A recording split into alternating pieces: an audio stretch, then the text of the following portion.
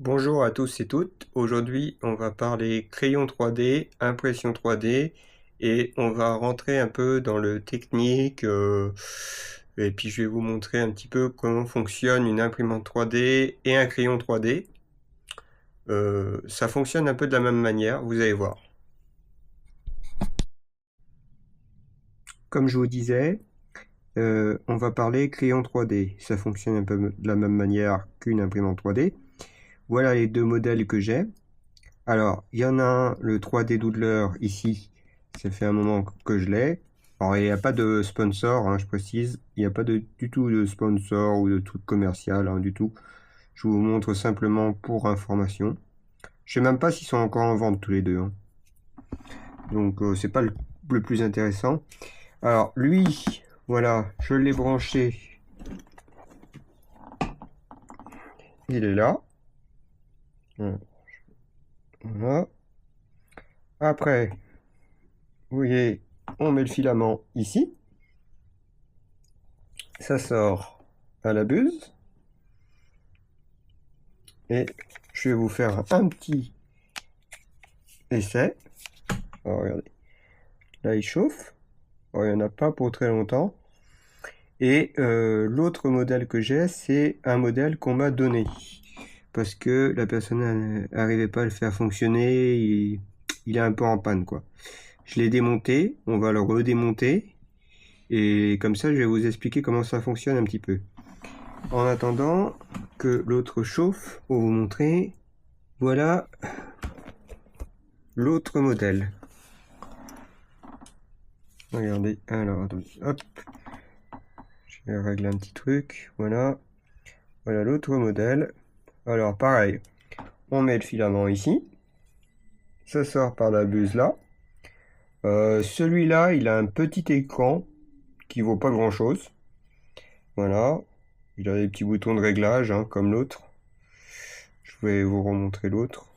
C'est vrai que j'ai pas montré les petits boutons. Hop. Alors, l'autre, il a un petit bouton de réglage sur le côté ici. Et là, pour faire sortir et évacuer le plastique. Et là, vous voyez, la petite LED est verte. Donc, normalement, j'ai déjà mis du plastique ici. On ne le voit pas parce que c'était un tout petit bout. Mais si il veut bien, j'ai appuyé là-dessus, vous allez voir, ça va sortir. Bon, ça va pas être très élégant, hein, ce que je vais faire, hein, c'est juste pour vous montrer, hein. Voilà. Le but, c'est pas que ce soit joli, hein. C'est que vous voyez. Vous voyez? C'est sorti de la buse. Je vais essayer de le faire comme ça. Je sais pas si la caméra... Voilà. Ah là, on voit pas mal. C'est petit, donc pour cette caméra, c'est un petit peu le bazar pour vous montrer. Vous voyez, j'ai accroché le reste. Hop. Vous voyez, on peut faire des figures comme ça.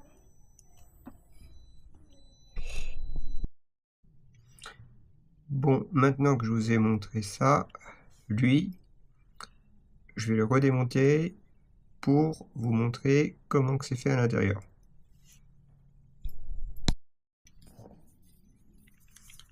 Alors, grâce à ce petit tournevis électrique, je vais le démonter. Hop.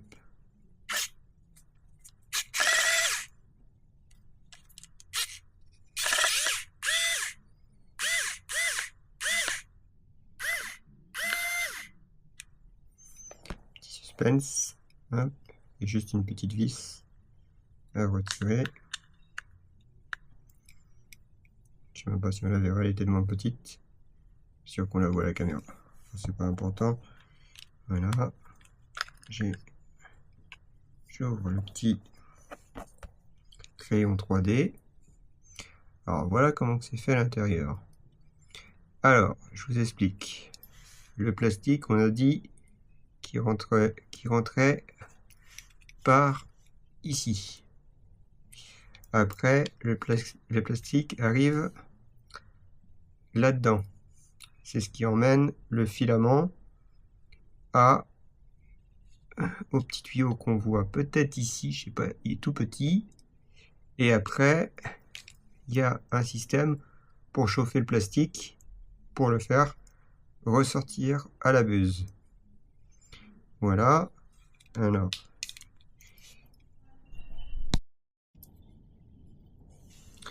Alors voilà, j'ai enlevé le petit capuchon noir.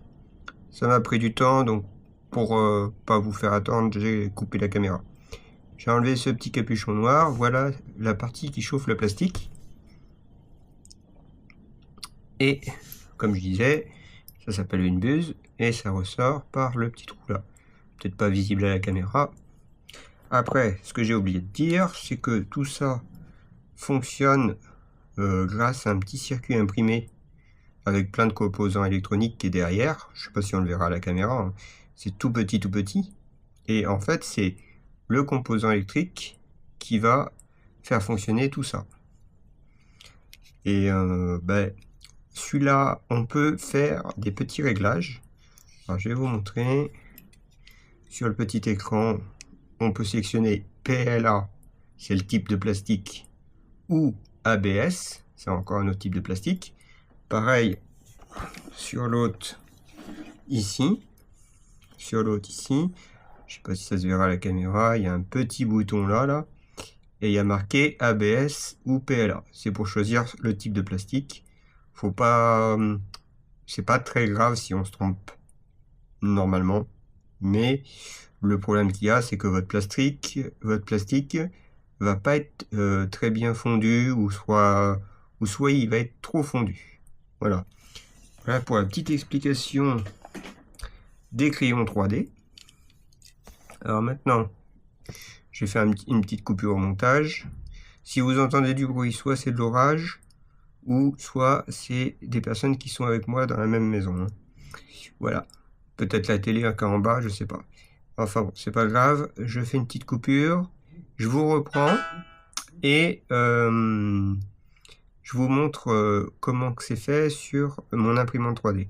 C'est un peu la même chose, mais vous allez voir, il y a une petite différence. Alors, on se retrouve devant mon imprimante 3D. Elle a un système pour gérer 4 couleurs qu'on appelle l'AMS. Je l'avais déjà un petit peu expliqué dans une autre vidéo. Pareil, j'avais parlé un petit peu des crayons 3D, mais cette vidéo, c'est pour en parler un peu plus précisément, on va dire. Alors, le système AMS, c'est 4 bobines de fils différents.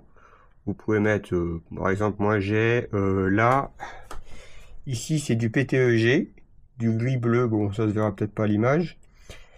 Là c'est du PLA orange qui brille dans le noir. Là c'est du blanc jade normal en PLA. Et là c'est plusieurs couleurs de bleu, vert, différentes couleurs comme ça, mélangées. Ça fait un peu style marine. Voilà. Pareil, ça se verra peut-être pas à la caméra. Alors, une fois que ça c'est fait, là, l'AMS, en fait, il y a un petit truc qui emmène le plastique. Alors, le petit truc, je dis le petit truc, mais bon, c'est des petits tubes. On appelle ça des PTFE, je crois, si je me trompe pas. Après, ça, c'est emmené à l'imprimante. Ça passe dans les petits tubes, comme je disais.